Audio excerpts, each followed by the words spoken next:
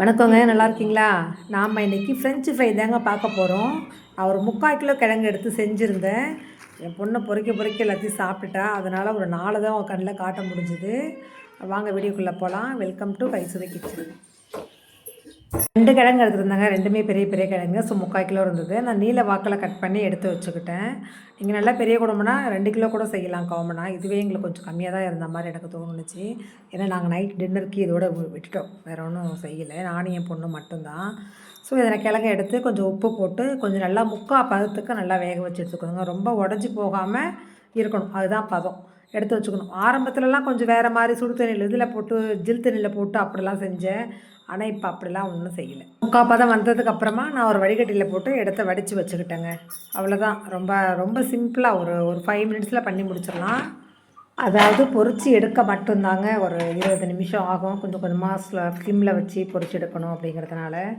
மற்றபடி உங்களுக்கு செய்கிறதுக்கு சீக்கிரமாக செஞ்சிடலாம். அதுதாங்க பதம். ரொம்ப டப்புன்னு உடையக்கூடாது. அதே நேரத்தில் கொஞ்சம் வேகாமல் இருக்கக்கூடாது. ஒரு 3/4 வேகத்துக்கு தான் அந்த மாதிரி இருக்கும்.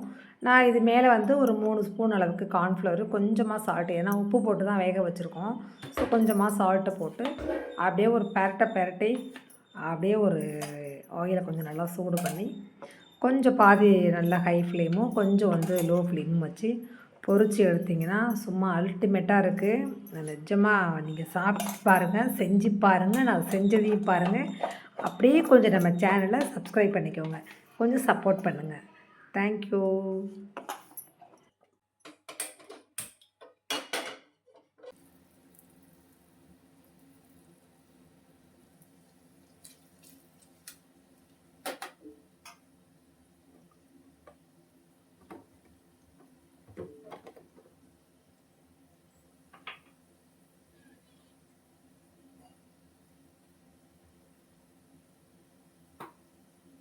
எடுத்துகிட்டு இருக்கணும்.